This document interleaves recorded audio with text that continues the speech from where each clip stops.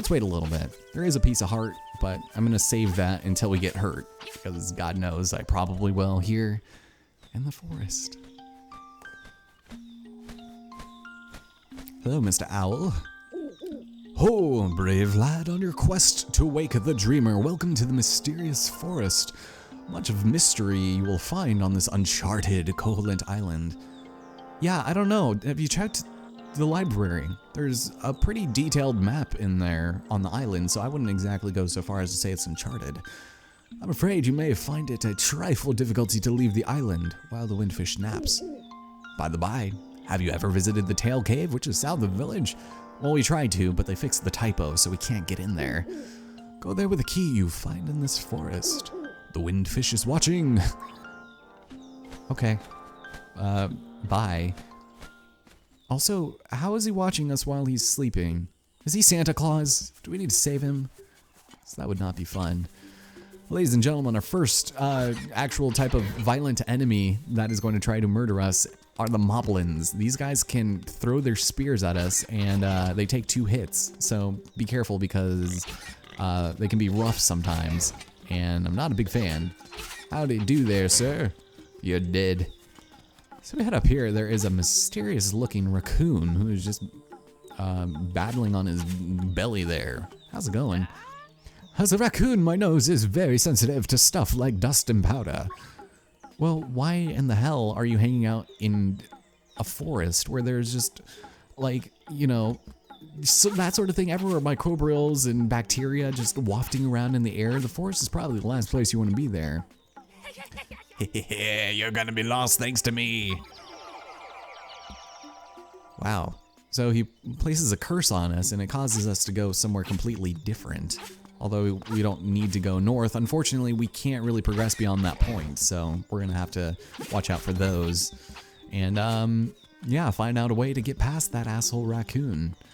So yeah, I'm just more or less hoping we can collect some more roops here. We're gonna collect quite a bit, but still. Ooh, check it out. We got ourselves a fairy and her fountain. You've still got plenty of pep. Come see me when you feel like you can't go on.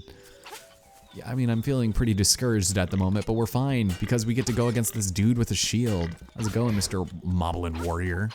How dare you? How dare you try to attack me like that? Ooh, and we've got these blobs. We already fought one before, but you don't want them to get on top of you. Otherwise, you won't be able to attack. And another guardian acorn. This text box will show up every single time we try to do this. So keep that in mind. Before we head north anymore, there is something we need to find. Something that is very important to the cause, and that is this cave. Beware of floors with cracks. Don't get too comfortable on them. Gee, I wonder why. So we head inside here, and we have our first instance of a cave. And we're gonna be seeing quite a few of these, a lot of which we can't really do a lot. So we're gonna destroy these crystals with our sword. Don't ask me how that works. And we're gonna have to get on the other side here, so excuse me, sir. There we go. Would definitely not like to dawdle. And although we can't, you know, pick up bushes with our bare hands, we can move giant rocks to collect our first treasure. It's a 50 rupee. It's purple. It's very nice. Oh, I love that. And that is going to be setting us up real nicely for things we need to buy shortly. Here we go. So we got a piece of power. You feel the energy flowing through you. Now we can do so much more damage, and sadly we can't really do anything about this quite yet. This is a puzzle we're gonna need extra strength for, so we'll come back for that. For now, I will fight you to the death. So clearly we won't be able to attack him until after, you know, we deflect his attack, and great. Can I get that blue rupee? Can you toss that over here, man? No? Okay, fine. We'll go over there later. For now, the real point of interest is this mushroom. You pick the toadstool. As you hold it over your head, a mellow aroma flows into your nostrils. You might not want to be inhaling those fumes, Link. You might turn into a raccoon or something. I don't know. That might be kind of weird. Okay, so now we need to get back over here. And I'm just assuming we do it like this. We'll do it this way. Yeah, you would think you'd be able to just destroy, you know, a skull, or maybe even lift it above your head, but no. Won't be able to lift it with just your bare hands. Moving these rocks, A-okay. Otherwise, don't even think about it. All right, so we can actually, oh, this is dumb. So I just want you, oh no, stop it. Get out of my way, please. Yeah, if you step on an area with cracks for too long, it does break and you'll get hurt. It'll do 1 entire heart of damage on this difficulty. And something I noticed is that there is a bit of gravity on the sides of those pits, and it's kind of annoying because you get sucked in and you can't recover, and it's sad because you see yourself falling in, and no matter how much time you spend trying to, you know, correct yourself, it's just not gonna happen. So this man, throw it at me. You cannot defeat me because my amazing waterlogged shield is enough to destroy you. So get out of here. So welcome to the prairie of the Koholint variety. Again, not a lot of things we can do here until we see Crazy Tracy in Mambo's Pond. Crazy Tracy is very important for this difficulty, and we're gonna want to keep that in mind for later. We've got a Zora spawning over here and more enemies from Link to the Past, so that's kind of cool. But the main point of contention we have here is this very spooky, mysterious looking abode, which belongs to one insanely powerful witch. How's it going? Ah, it has the sleepy toadstool, it does. We'll mix it up something in a jiffy, we will. Oh, whoa, Cole, your jets there, woman. It's all ready, it is. Take care, as there's not much there. Why not try a bit of my hut? Sure. Ladies and gentlemen, we have our first item, the magic powder. The equipable one, at least. So, here is our menu. I guess we could probably talk about this. We have all of our generic things here. Our map, which I forgot to bring up, is only going to be able to show us what we've already visited and will be filled out as we visit these new areas. And as you can tell, having filled in about 1/5 of it already, it's going to go pretty quick, but you do revisit a lot of areas with new equipment to collect various upgrades and collectibles. So keep in mind, that's something you want to keep an eye out for. Now, something that I'm really kind of disappointed that they didn't allow is the addition of more buttons here, because we can still only equip things to Y and X, which is the same as the Game Boy version, A and B, although they did, you know, hardwire, you know, your shield to R and your sword to B and things like that. Eventually we'll get something for L and so on, but having to come back here and switch things so often is kind of disappointing, but it's alright. You kind of come to realize that there aren't a whole lot of buttons on the Joy-Con. So, good job, use it on your enemies and see what happens. Do you think that it's gonna cause them to burst into flames? Come back without a toadstool and you may have to pay a price for my leftovers. Oh, I didn't know that actually. So that mushroom will always spawn in the same spot in case we need to bring it back to her for more magic powder. We can only carry 20 at the moment, but it is going to be useful for endeavors such as destroying this man right here. And what's funny is you can actually speak to him. I'm a changed blob, and that's not all I have to say. What else? Now that I have lips... Wait, where? I fantasize about playing one of the island's songs on a flute. There are 3 hot local hits. Oh, 3 you say? All 3 of those blobby blops are magic, literally. If no other tool will do the job, pull out one of those songs you got stuck in your head. Oh, yeah, he's a changed blob. Alright, well, now we can actually kill him. Because before, he would just shock us, and that's really disappointing. But you use it on regular enemies when they're unaware, and it generally will change them into hearts and rupees. So it's good if you don't want to fight them and you just want to, you know, save a little time. We're not going to be using all that much, Oop, why'd you do that? Damn it, I didn't want it. We're not going to be using the magic powder all that much, but as you know, it is powder, and it's going to be important for us. Excuse me. Thank you. So, let's see if we can go find that raccoon, because it seems like he's not a big fan of the business of being, you know, snorting powder. And yes, that made a whole ton of sense. There we go. Alright, so he should be over along this way. Man, wish I had some power, man, some power. Alright, sir. As a raccoon, my nose is very sensitive. Yes, I get it. Let me just spray it in your face and cause you to die. Oh no. What have I done? This is not exciting, this is not funny. It's Taryn! What in the world are you doing out here? And why do you have a backpack full of mushrooms? Last thing I can remember was biting into a big juicy toadstool. Then I had the darndest dream. I was a raccoon. Yeah, that sounds strange, but it was sure fun. Yeah, this guy was tripping. Absolutely just going bonkers. It's kind of funny, actually. But that didn't stop him from, you know, casting a spell on us. I don't know, it's kind of weird. Anyways, as the owl predicted, we got the tail key, which means we can now enter the first dungeon, which I'm very excited about, to be completely honest and fair. Hello, Mr. Owl. You're going to come and hold my hand for the rest of the game? Retrieve the instrument that is hidden there. Go now. The windfish is waiting.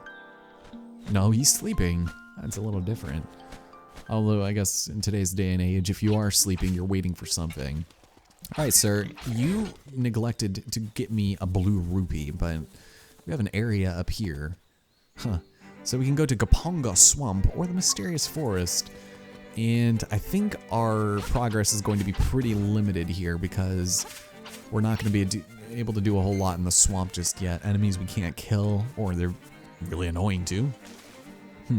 Danger! Keep out! Except Bow Wow. So you're telling me Bow Wow comes here often? This is where they bathe him. But here we have ourselves another telephone hut, so let's take a quick look at this. I'm curious, actually. Bring, Oraira speaking.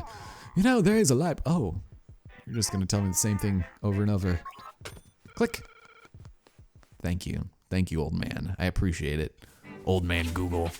Okay, so, I guess we can just head back south. I'm not entirely sure that I want to do the dungeon immediately, so we're probably going to end things off here relatively shortly. I actually am going to be going to the studio here shortly, so I don't have a whole lot of time to record this. I just wanted to get my foot in the door, get things going, and enjoy myself as we begin probably one of the better Zelda games there are out there.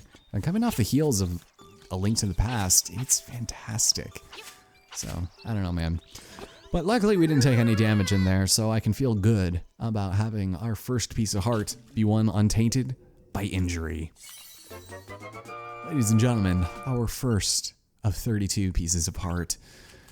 Whew, man, this is gonna be a long game. I can already feel it, but it's gonna be good. Yeah, so we can head down to the Tail Cave, but I think, should we try the trendy game? Or should we do another type of game? I guess because it's pertinent to the story, let's try it.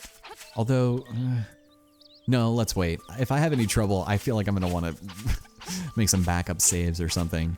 The piece of heart that was in here costs 200 rupees, so we're not gonna do much about that. However, Marin. Hi, Taryn went to the forest to look for toadstools, but I'd rather sing. Wait, isn't Taryn your dad? Why are you referring to him as Taryn? Anyways, listen. It's called The Ballad of the Windfish. And for a brief moment, her music fills the sky.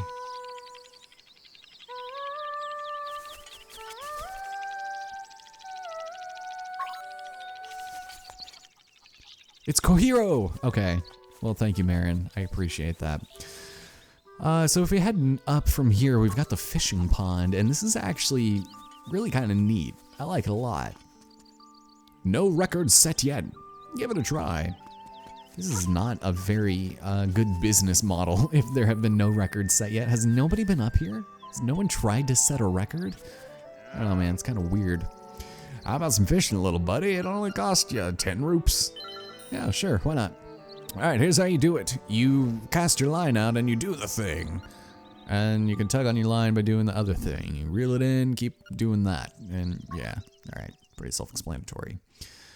So much like the original, there are a couple of heart pieces to glean from here, although there are also different sizes of fish.